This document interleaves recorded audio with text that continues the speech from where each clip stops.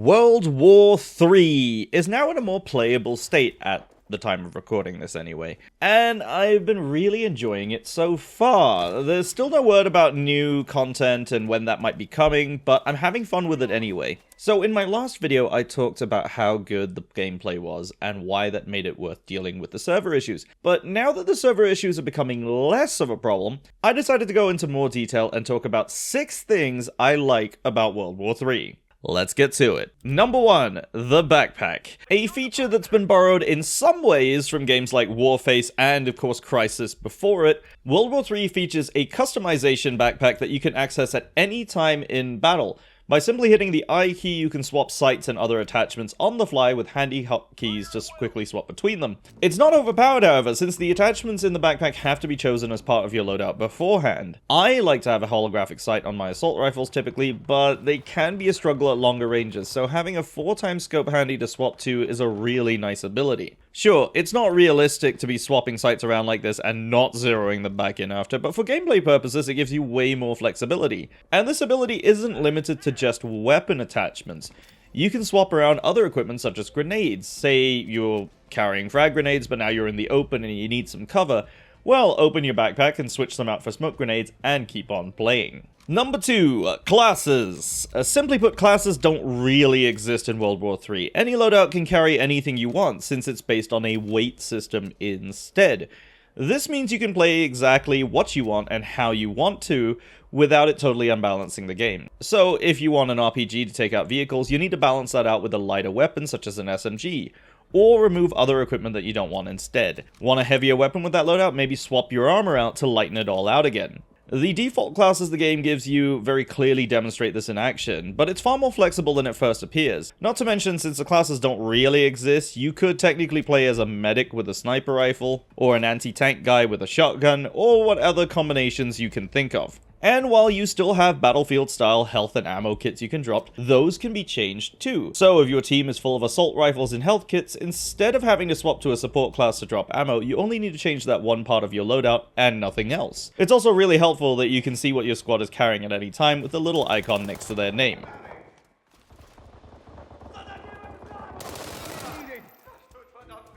Number 3. Maps. Now, I know there's a lot of people out there that are bored of the same old maps over and over and over again. And it's true, we've had the same maps for years now.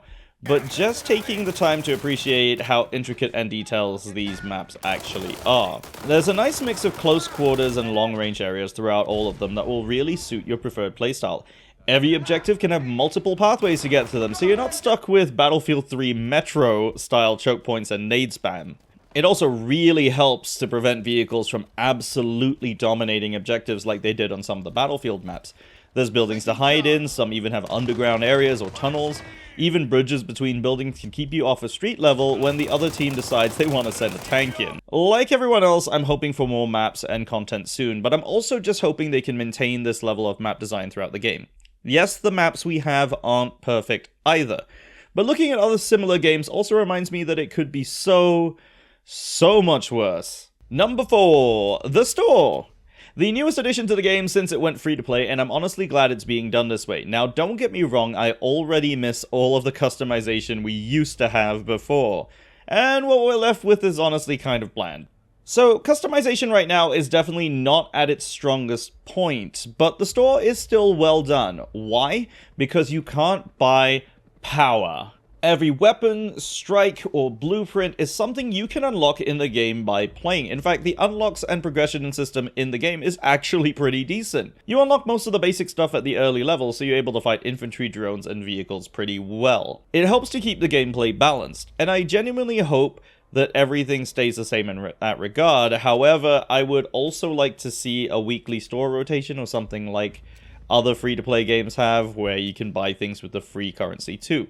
It definitely looks like it's going that way eventually, but I have no idea what the pricing is gonna be or what everything could end up looking like, so here's hoping it's not stupidly expensive. Number 5, weapon variety. Guns, guns, guns. There's a fair few of them in the game, and while within their individual classes the guns may not seem all that different, after all, sounds especially in the game are sometimes pretty bland, with the exception, by the way, of this G36 bolt sound. Just listen to it. Why doesn't everything else have this level of quality? Anyway, sound is not this game's strong point right now, but between the individual classes of weapons there's a world of difference that helps to sell the classes and that feeling of uniqueness. Battle rifles aren't just assault rifles stuck in semi-auto. They're punchy and deal a lot more damage while also being slow and weighty to handle.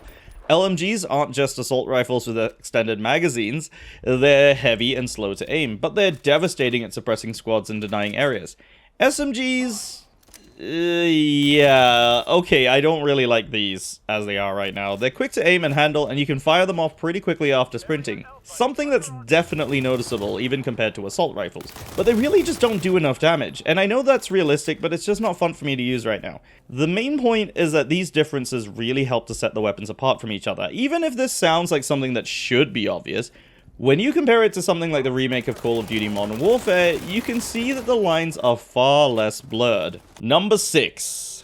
And finally, my favorite thing about World War III right now, the strikes. And let's not beat around the bush here, they're score streaks. Plain and simple.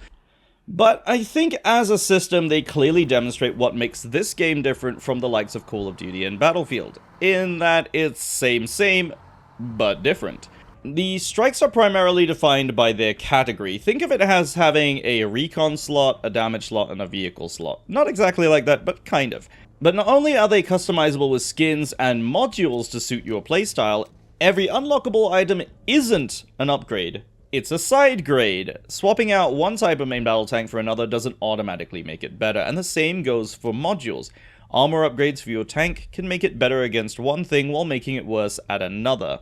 And that's the core of every single strike available in the game. Each item is a trade-off between abilities, and it's all in the name of setting things up to suit your playstyle best. And that's what makes this my favorite feature in the game. And it's definitely not because the tank you get at the beginning of the game is a Leopard 2. So that's going to do it for me for this list of things I like about World War III. If you have something else you like that I didn't mention, feel free to let me know down in the comments.